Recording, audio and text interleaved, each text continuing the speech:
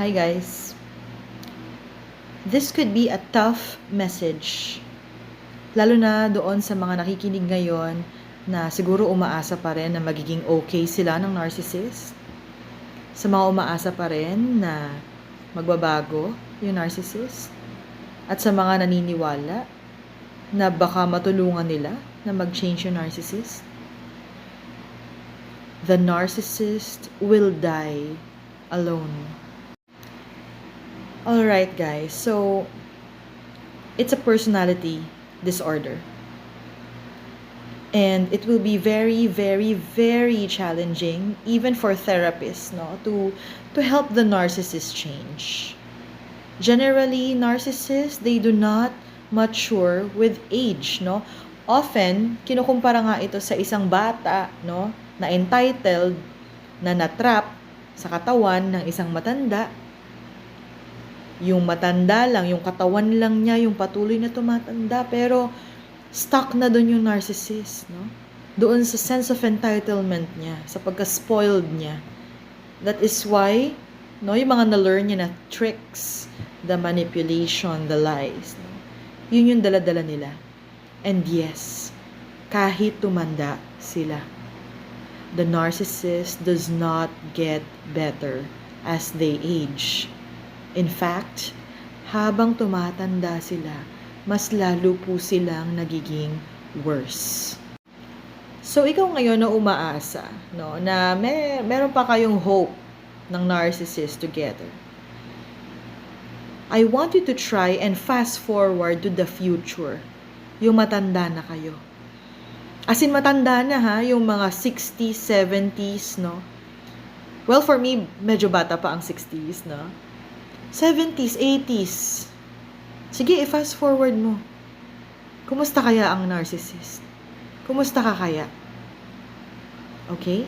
Again, keep in mind that narcissists become worse. They become progressively worse with time. So, no, gaya ng sinabi ko kanina, hindi sila magbabago, hindi sila magmamature as they age. Okay, so what happens? They continuously hurt people, no? Lovers, partners, their families, their kids, their employees, the entire humanity, the environment, no? Wala silang pake, wala silang empathy, no? So, okay, it is endless. The emptiness of the narcissist is endless, and not even age could change that. 'Di ba sabi nga nila, as you become older, you get wiser. Sadly, ito yung bagay na hindi natin maaasahan sa narcissist. Kung meron man nagbabago sa narcissist, yun ay mga taong nakaka-encounter nila. Tulad natin ng mga survivors, no? Or those who are still trying to survive. Tayo yung nababago. Mas may nakikilala pa tayo sa sarili natin, mas lumalaki yung respeto natin sa sarili natin, mas nagkakaroon tayo ng pagmamahal sa sarili natin, no? So, it's not the narcissist who changes, it's the people around them who get changed. As for the narcissist, no? It's still the same. People come and go, they discard them, they use them, they hurt them, they manipulate them, kahit patanda na sila ng patanda. Pero you know what's the bad news for the narcissist?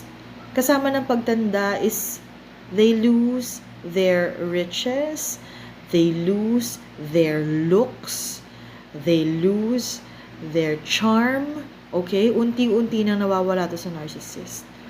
So before, no, na ginagamit nila yung charm nila, yung looks nila, yung kayamanan nila, yung katawan nila, para makakuha ng maraming supply, unti-unti yang mawawala sa kanila. Slowly, all of the things that they use to manipulate and abuse other people will be stripped away from them one by one. At isa itong malaking bangungot. It's the worst nightmare for a narcissist. Again, it's all about control, it's all about manipulation. Imagine tumatanda ka, pumapangit ka na, nanghihina ka na, buhay ka pa, inaagnas ka na dahil sa mga masasamang ginawa mo sa ibang tao. This is the worst nightmare for a narcissist.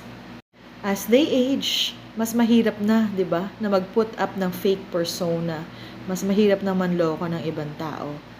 At dahil nga patuloy nila sinisira lahat ng mga magagandang bagay, magagandang tao, mabubuting relasyon na binibigay sa kanila, in the end, they will be left all alone.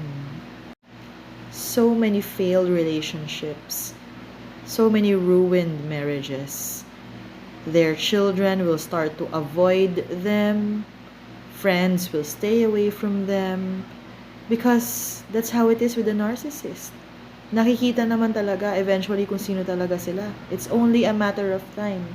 And with this, they keep losing people who actually cared for them, who actually loved them.